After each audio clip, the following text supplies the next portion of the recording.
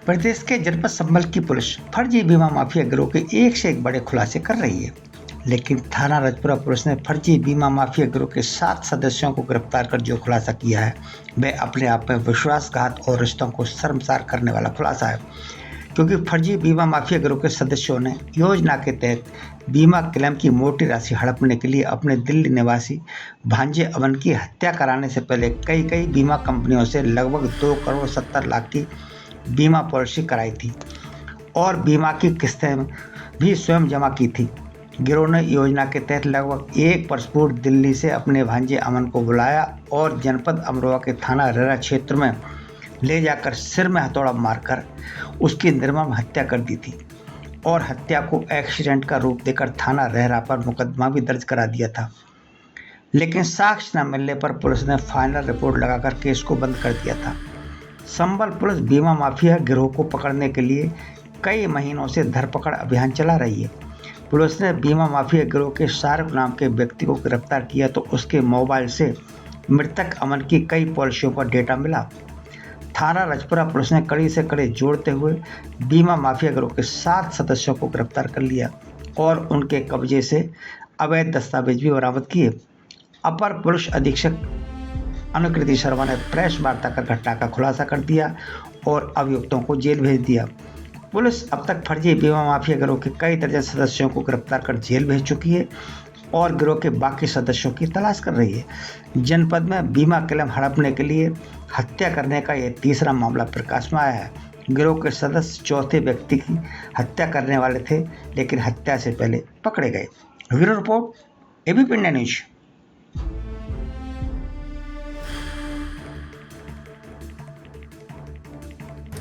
अपराध एवं अपराधियों के विरुद्ध प्रभावी कार्रवाई करने के क्रम में जनपद संभल की पुलिस टीम द्वारा निरंतर अंतर्राज्यीय बीमा गिरोह के सदस्यों के विरुद्ध कार्रवाई की जा रही है। इसी के क्रम में आज जनपदीय पुलिस द्वारा एक ऐसे गिरोह का खुलासा किया जा रहा है जिन्होंने बीमा क्लेम की राशि को हड़पने के लिए अभी तक 2 हत्याओं को एक्सीडेंट का रूप दिखाते हुए कारित किया है और 1 हत्या की प्लानिंग इनके द्वारा की जा रही थी।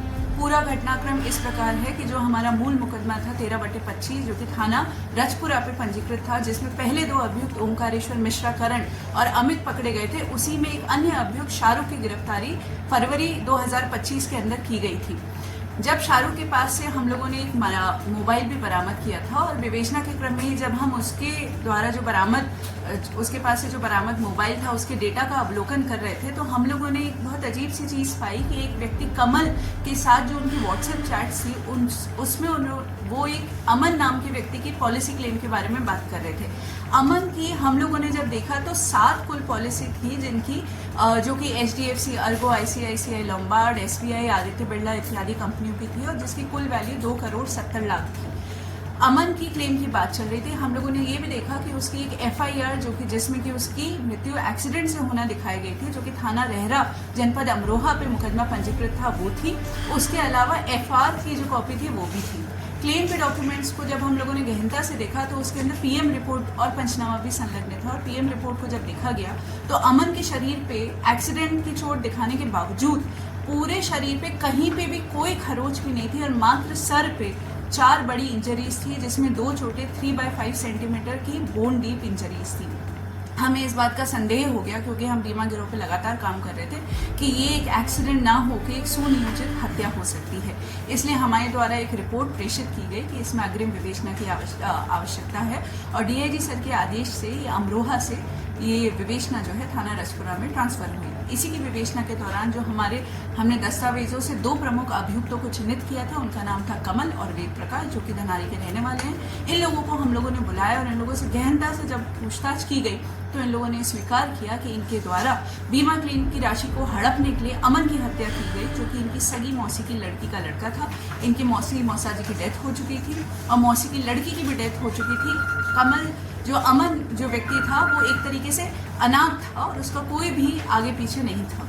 तो इसलिए इन्होंने अपने अन्य साथी, इसमें एक सुनील नाम का व्यक्ति है जो कि थाना रजपुरा के हिरोनी का रहने वाला है और इसमें इनका आप कह सकते हैं लिखा पढ़ी में मुंशी था। वो बीमा की पॉलिसी की बहुत अच्छे से जानकारी रखता था। इनके अन्य साथी ओम प्रकाश प्रेम शंकर थे जिन्होंने इनको आइडिया दिया था किस तरीके से हत्या करनी है, जो कि धनारी के रहने वाले निर्देश और उसके जो सगे मामा हैं उदय भान, वो भी इसके अंदर इनके साथ घटना में शामिल थे। ये लोग सुनियोजित तरीके से पहले इन्होंने इस बच्चे की साथ पॉलिसी कराई 2 करोड़ 70 लाख की, फिर इससे ये लोग धनारी से लेकर गवां से होते हुए ये लोग रेहरा थाना में पहुंचे, जो कि एक सुनसान सा क्षेत्र है, जंगल है वहाँ पे।